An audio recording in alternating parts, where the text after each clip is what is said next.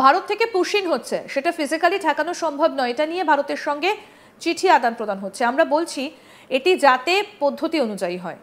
অনেক কেস আটকে রয়েছে, সেগুলো ঠিকমতো বাংলাদেশ করছে না। পাকিস্তানকে নাস্তানুবুদ করা ভারতের ক্ষমতা দেখার পর এবার মিউ মিউ করছে বাংলাদেশ। তারা নিজের মুখে স্বীকার করে নিচ্ছে যে ভারতকে ফিজিক্যালি ঠেকানো সম্ভব নয়। মানে বুঝতে পেরেছে যে মহাশক্তিধর ভারতের ক্ষমতার কাছে বাংলাদেশ কিছুই নয়।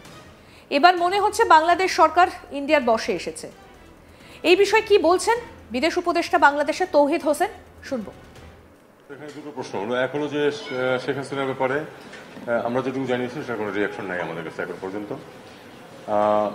আর পুশিনের ব্যাপারে যেটা হচ্ছে সেটা তো আমরা দেখতে পাচ্ছি যে হচ্ছে, পুশিন হচ্ছে, এবং সেটাকে তো ফিজিক্যালি ঠেকানোর মতো তো সম্ভব না আসলে। এটা নিয়ে ভারতের সাথে আমাদের চিঠি আদান প্রদান হচ্ছে। আমরা বলেছি যে এটা পদ্ধতি অনুযায়ী যেন যাওয়া হয়। তারা কিছু ক্ষেত্রে বলেছে যে অনেক কেস আটকে আছে, সেগুলি তোমরা ঠিক মতো করছো না। আমরা সেটা চেক করে দেখেছি, আসলে খুব দীর্ঘদিনের তালিকার মধ্যে আছে একটা সংখ্যা। এবং আমরা পাশাপাশি এটাও দেখেছি যে আসলেই তাদের তালিকা অনুযায়ী কিন্তু আমরা চেক আপ করে অনেককে নিয়েছি।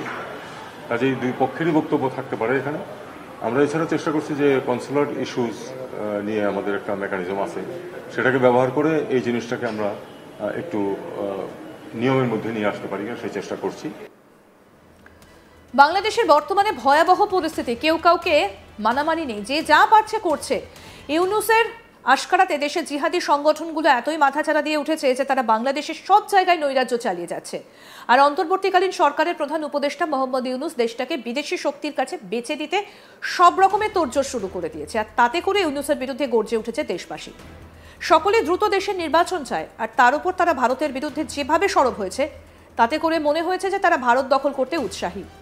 কিন্তু মূর্খের দলেরা জানে না যে ভারত মহাশক্তিধর দেশ। তবে পাকিস্তানের মেরুদণ্ড ভেঙে দেওয়ার পর মনে হয়েছে কিছুটা ভয় তৈরি হয়েছে। আর তারপরে অন্য সুরে কথা বলতে দেখা গেল ইউনূস প্রশাসনকে। মঙ্গলবার বিকেলে বাংলাদেশের বিদেশ মন্ত্রণালয়ের উপদেষ্টা তৌহিদ হোসেন বলেন, ভারত থেকে পুশিন হচ্ছে, যেটা ফিজিক্যালি ঠেকানো সম্ভব নয়। এটা নিয়ে ভারতের সঙ্গে চিঠি আদান প্রদান হচ্ছে। আমরা বলছি এটা যাতে পদ্ধতি অনুযায়ী হয়। অনেক কেস আটকে রয়েছে, সেগুলো ঠিকমতো বাংলাদেশ করছে না। যাচাই করে দেখেছি খুব দীর্ঘদিনের তালিকা রয়েছে। পাশাপাশি এটাও দেখেছি যে ভারতের তালিকা অনুযায়ী যাচাই করে অনেককে ফেরত নেওয়া হয়েছে। কাজেই দুপক্ষের বক্তব্য থাকতে পারে।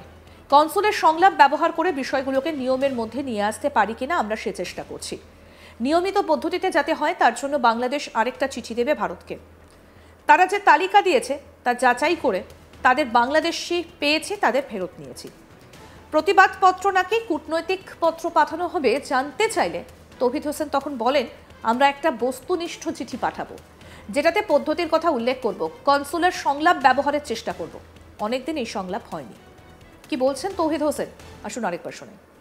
এখানে দুটো প্রশ্ন হলো। এক হলো যে শেখ হাসিনার ব্যাপারে আমরা যেটুকু জানিয়েছি সেটা কোনো রিয়াকশন নাই আমাদের কাছে এখন পর্যন্ত। আর পুশিনের ব্যাপারে যেটা হচ্ছে সেটা তো আমরা দেখতে পাচ্ছি যে হচ্ছে, পুশিন হচ্ছে, এবং সেটাকে তো ফিজিক্যালি ঠেকানোর মতো তো সম্ভব না আসলে। এটা নিয়ে ভারতের সাথে আমাদের চিঠি আদান প্রদান হচ্ছে। আমরা বলেছি যে এটা পদ্ধতি অনুযায়ী যেন যাওয়া হয়। তারা কিছু ক্ষেত্রে বলেছে যে অনেক কেস আটকে আছে, সেগুলি তোমরা ঠিক মতো করছো না। আমরা সেটা চেক করে দেখেছি, আসলে খুব দীর্ঘদিনের তালিকার মধ্যে আছে একটা সংখ্যা। এবং আমরা পাশাপাশি এটাও দেখেছি যে আসলেই তাদের তালিকা অনুযায়ী কিন্তু আমরা চেক আপ করে অনেককে নিয়েছি। কাজেই দুই পক্ষেরই বক্তব্য থাকতে পারে এখানে। আমরা এছাড়া চেষ্টা করছি যে কনসুলার ইস্যুস নিয়ে আমাদের একটা মেকানিজম আছে, সেটাকে ব্যবহার করে এই জিনিসটাকে আমরা একটু নিয়মের মধ্যে নিয়ে আসতে পারি, সেই চেষ্টা করছি।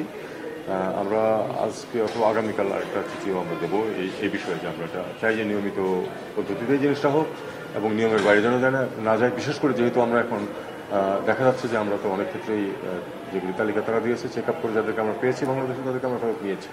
আমরা সেটি প্রতিবাদ পত্র পাঠাবো, কূটনৈতিক পত্র পাঠাবো না নমনীয় পত্র পাঠাবো?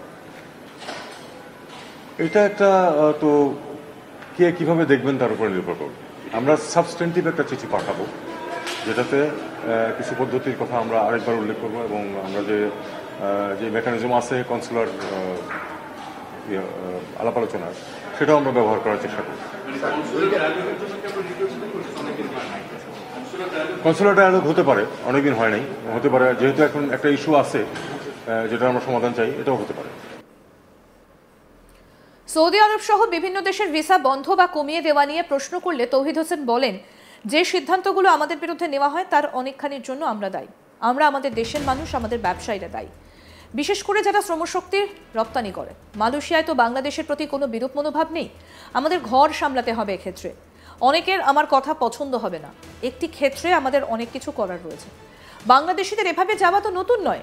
এ নিয়ে তিনি বলেন, একটা অনিয়ম আপনি করতেই থাকবেন। তারা বিভিন্ন সময় আলোচনায় আমাদের বলেছে যে এই বিষয়টি থামানোর ব্যবস্থা নেই। এটি থামাতে আমরা যথেষ্ট পদক্ষেপ নিচ্ছি না বলে আমরা নিজেরই ব্যক্তিগতভাবে মনে হয়, তাদেরও তো মনে হতেই পারে যে আমাদের আরও পদক্ষেপ নিতে হবে। আর কি বললেন বিদেশ উপদেষ্টা তৌহিদ হোসেন, শুনবো সেটা। আমি শুধু আপনাদেরকে এটুকু বলতে পারি, আমাদের এখানে অনেক হোমওয়ার্ক করার আছে। যে সিদ্ধান্তগুলি আমাদের বিরুদ্ধে নেওয়া হয় তার অনেকখানির জন্য আমরা দায়ী। আমরা, আমাদের দেশের মানুষ, আমাদের দেশের ব্যবসায়ীরা দায়ী এই জন্য, বিশেষ করে যারা মানুষ পাঠান। এবং আমাদের আপনি একটা জিনিস খেয়াল করুন, মালয়েশিয়ার তো আমাদের প্রতি কোনো ধরনের কোনো বিরূপ মনোভাব নাই। সে মালয়েশিয়াতেও কিন্তু আমাদের চেয়ে এই সর্বশেষ আমাদের যে 2 লাখ লোক গেল, আগে পর্যন্ত নেপালি শ্রমিকের সংখ্যা বেশি ছিল বাংলাদেশের চেয়ে, লিগাল শ্রমিক। ইলিগাল সহ আমাদের বেশি ছিল। এটা তো তাদের দোষ না, এটা আমাদের দোষ। আমার মনে হয় আমাদের ঘর সামলাতে হবে এক্ষেত্রে।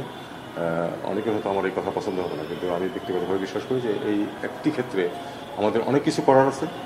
এবং আমাদের করা শুধু যে ভিসার জন্য নয়, আরও অনেক অভিযোগ আমাদের বিরুদ্ধে আসতে পারে, সেগুলি প্রিএম করে ঠেকানোর জন্য আমাদের এই ক্ষেত্রে অনেক কিছু কাজ করার আছে। আমার মনে হয় এই ব্যাপারে এক ধরনের ঐক্যমত আছে যারা চিন্তা ভাবনা করেন তাদের মধ্যে, যে আসলে এইভাবে যেভাবে আমাদের এখান থেকে লোকজন যাচ্ছে অনেক ক্ষেত্রে, এটা এইভাবে চলতে দেওয়া যায় না। কিন্তু স্যার, এটা তো নতুন না, এটা তো বরাবরই গেছে। হঠাৎ করে আমাদের পৃথিবীটা কেন ছোট হয়ে আসছে? পৃথিবীটা ছোট হয়ে আসবে এই কারণে যে আপনি একটা ইরেগুলার জিনিস করতেই থাকবেন। তারা বিভিন্ন সময় আমাদেরকে বলেছে যে এই ব্যাপারে আমরা জন্য ব্যবস্থা নেই, আমরা যেন এটাকে থামাই। সবসময় কিন্তু আমাদেরকে অনুরোধ করে আসছে তারা। আপনি তাদের সেটার আমরা যথেষ্ট পদক্ষেপ নিচ্ছি না বলে আমার নিজেরই মনে হচ্ছে, তাদের তো মনে হতেই পারে। আমরা আসলে আরও পদক্ষেপ নিতে হবে। ইউএসএ ট্যাক্সের ব্যাপারে কি আমাদের আর কোনো উদ্যোগ? আমার মনে হয় এটা একটু কমার্স মিনিস্ট্রি এবং অন্যদেরকে জিজ্ঞেস করেন, কারণ আমি কোনো মানে সরকারের পক্ষ থেকে একাধিক বক্তব্য না আসুক সেটা আমি শুধু আপনাদেরকে এটুকু বলতে পারি, আমাদের এখানে অনেক হোমওয়ার্ক করার আছে। আরো আপডেট পেতে দেখতে থাকুন আজ তাক বাংলা। সাবস্ক্রাইব করুন, নোটিফিকেশন পেতে বেল বাটন অপশন প্রেস করুন, হোয়াটসঅ্যাপেও ফলো করুন আজ তাক বাংলা।